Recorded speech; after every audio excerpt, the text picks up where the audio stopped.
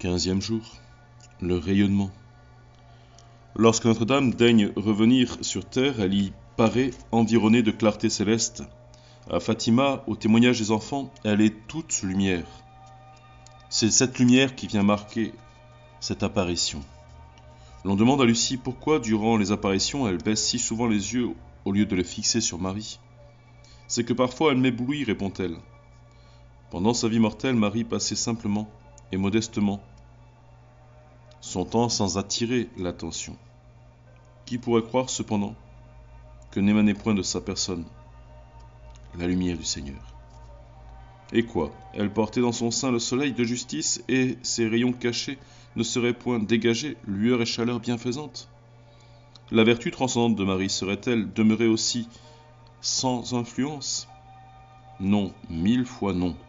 L'âme humaine transperce l'opacité de son enveloppe et se reflète dans la physionomie jusqu'à la transformer. Lorsqu'elle est noble et pure, elle rayonne autour d'elle quelque chose de son intime beauté.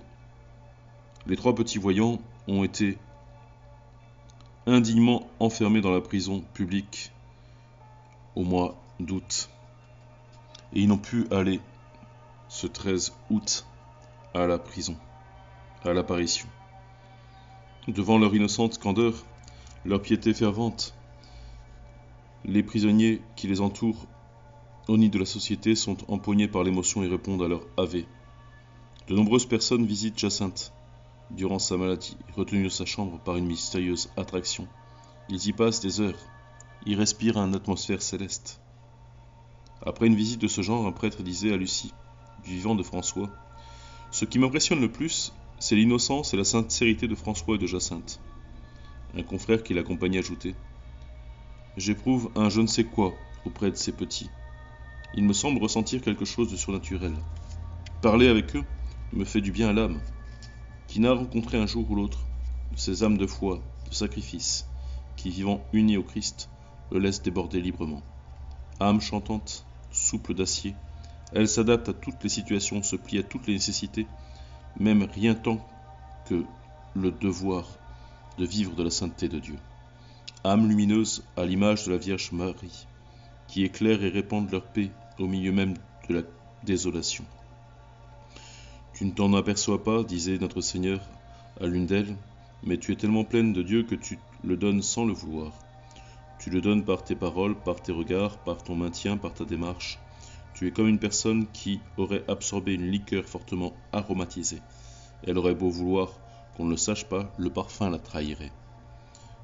Ainsi, étant pleine de Jésus, tu le donnes même à ton insu.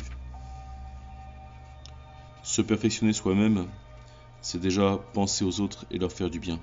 C'est pour eux que je me sacrifie. Malheur au monde s'il n'avait plus de saints. Aucune influence sur les affaires de l'humanité n'est comparable à leur influence. La sainteté est ce qui sauve le monde.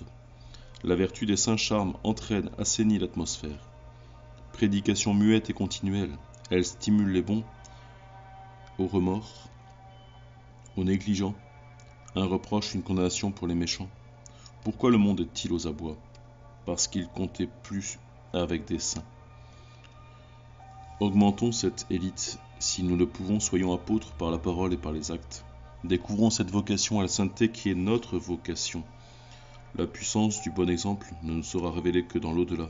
Luttons contre le mal avec les armes pacifiques de la vertu, du dévouement, du pardon, de la charité, de la prière. Ayons des prières flèches au long de nos journées. Faisons monter vers Dieu nos pensées pour vivre chaque instant avec lui. Ô Jésus, ô Marie, répandez vos lumières en mon pauvre cœur, formez en moi un saint ignorant de lui-même et qui rayonne de la sainteté sans le savoir. Allumez dans mon cœur, je vous en prie, un brasier d'amour si pur et si ardent que nul ne puisse m'approcher sans apprendre à vous connaître, à vous aimer, sans devenir votre pour toujours. Ô Marie, Reine des apôtres, priez pour nous.